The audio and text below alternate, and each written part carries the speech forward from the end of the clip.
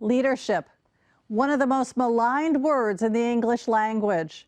When I thought of myself being a leader, I wanted to run screaming to the convent. The irony is, I would have been selected as the Reverend Mother and I never would have seen it coming.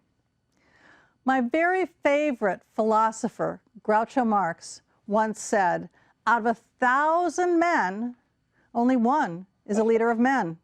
The other 999 follow women. So I ask you this question, if that's the case, then why is less than 12% of the CEOs in the United States and less than 20% of the C-suite and board of directors jobs are held by women? And that statistic has not changed in over 10 years. Where are all those women leaders? So what I've learned about all of this is that there are 3 styles that seem to fall out of all of the styles that people can talk about. There are 8 actually in the dynamic leader pathway. So I want to talk about 3.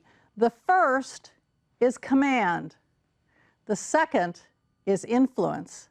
And the third is confluential. And I'll tell you more about that in a minute. So command is the masculine side. It's the man in a suit with the pockets square, little snow on the side of his head, speaks with dignity and with drama, and is always telling you what to do. This is a type of leader that I learned a whole lot about. In fact, I have my command, honestly. I learned how to command standing in front of 3 battalions with 5 companies in each battalion and 120 women per company. And I had to command them all so that the parade moved smoothly. But it doesn't always work. When you tell people, if you're a firefighter or a police officer, it works. But it doesn't work in corporate, and it definitely doesn't work in entrepreneurship. So that takes us to the second leadership style, influence. This is the female side. It's compassion, it's empathy, it's all of those wonderful soft skills that men don't know what to do with. In fact, when you have that style, they look at you like, are you crazy? That's not a leadership style. Well, what we look at here is really a dichotomy. There are women who use the influence style, but they come across as Wonder Woman, or you can do this.